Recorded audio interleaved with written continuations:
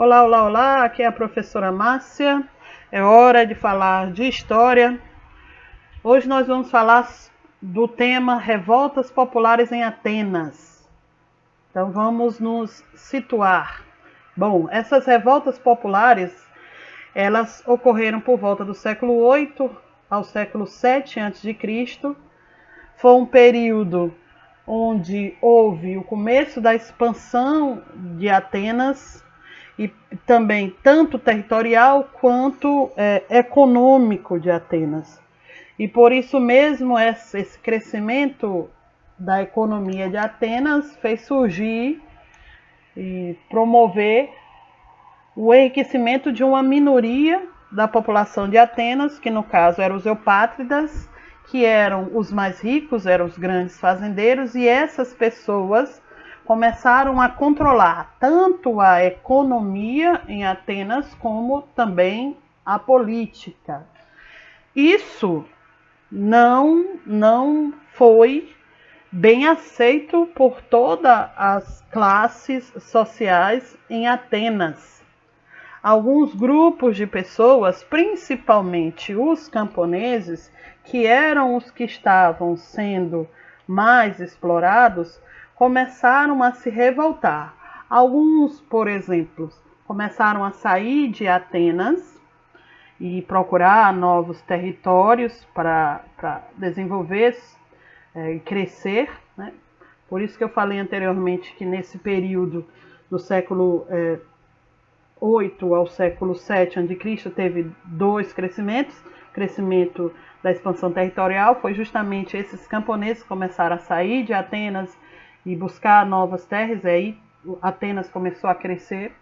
E o outro foi o crescimento do poder, principalmente devido ao crescimento da economia em Atenas, onde um grupo, que no caso é eupátridas, começaram a crescer. E nesse processo de crescer, os camponeses começaram a ser explorados.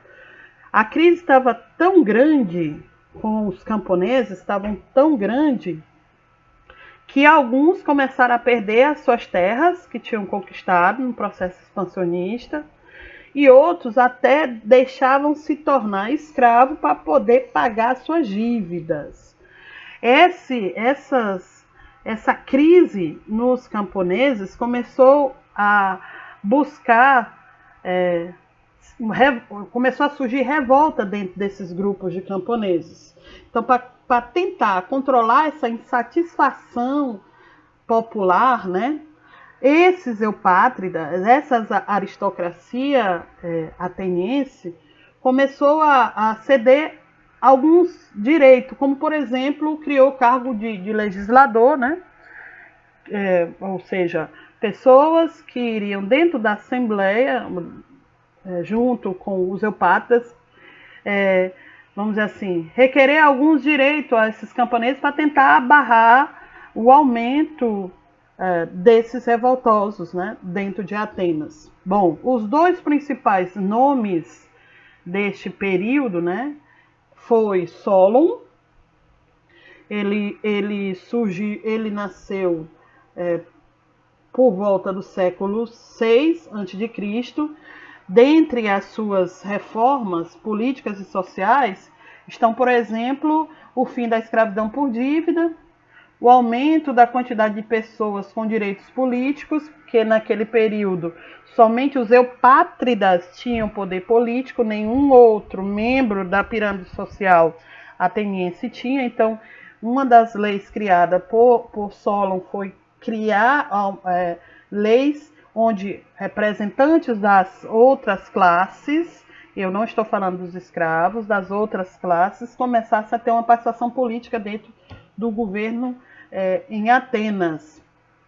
Ele também criou leis, por exemplo, criar uma assembleia de um conselho que eram representantes populares, que é a chamada Assembleia dos 400 e a Eclésia, ok? Um outro nome que se destaca nesse período foi Solon. No caso do Solon, ele já começava a ter umas certas restrições para a participação desses populares nas questões políticas, como, por exemplo, ele estipulou renda para a pessoa participar dessas assembleias, mas não deixa de ser leis, né, que beneficiam a população pobre que não participava politicamente em Atenas, ok? Um outro nome que nós vamos destacar é Clístenes, mas o Clístenes ele só surge depois de um período da história ateniense bem interessante. As ideias as reformas criadas por Drácon e por Solon, eles não foram suficientes para diminuir as tensões que existiam entre a aristocracia e os pobres atenienses. Então, o que aconteceu?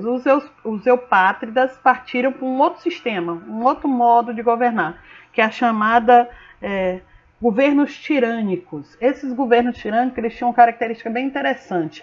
Eles usavam de violência, porém, para continuar no poder, né? Porém, às vezes, cedia-se alguns direitos aos camponeses, porque eles sabiam que se eles fossem muito rígidos no governo, né, na repressão contra esses camponeses, provavelmente existiria mais revoltas, mais pessoas iriam somar esse movimento. Porém, esse governo de tirânicos, né, que ficava sempre variando, uma hora atendia para os interesses dos pobres, hora atendia para os interesses dos aristocratas, né, no caso, os eupátridas, teve fim principalmente por volta de 510 a 507 a.C.,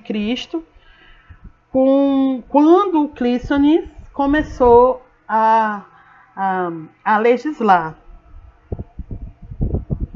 Nesse período, principalmente quando o Clístenes começa a legislar, Atenas se coloca como uma principal, vamos dizer assim, imagem da democracia.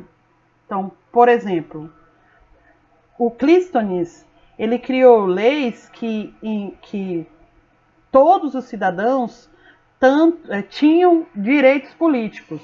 Então, quando ele diz cidadãos, e direitos políticos iguais, né? Todos deveriam ter direitos políticos iguais perante a lei. Não só os eupátridas, não só os militares, todos dentro da pirâmide social. Lembrando novamente que os escravos não participavam desse todos.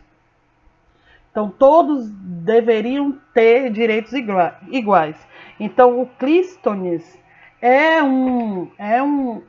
foi um dos precursores da democracia que influencia até hoje a nossa sociedade.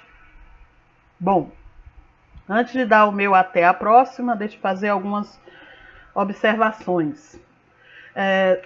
Pegue o seu livro, faça uma pesquisa em outras fontes históricas sobre esse tema, tem muita coisa interessante, principalmente porque como a Grécia, né, a Grécia Antiga é uma sociedade clássica, muito do que foi criado, foi elaborado inicialmente lá, até hoje nós praticamos, como por exemplo, a ideia de democracia que nós temos hoje em dia, que é bem interessante você fazer essa linha histórica entre a Grécia Antiga e o Brasil contemporâneo, a história contemporânea. Então faça uma pesquisa e se por acaso eu deixei você com mais dúvidas ou que eu falei alguma coisa aqui errada sobre alguma situação que eu coloquei nesse texto, então entre em contato comigo pelo WhatsApp, nas nossas aulas semipresenciais, pelo Zoom, que eu estarei à disposição para tirar as dúvidas ou esclarecer, ou me corrigir. Ok? No mais, até a próxima. Tchau, povo!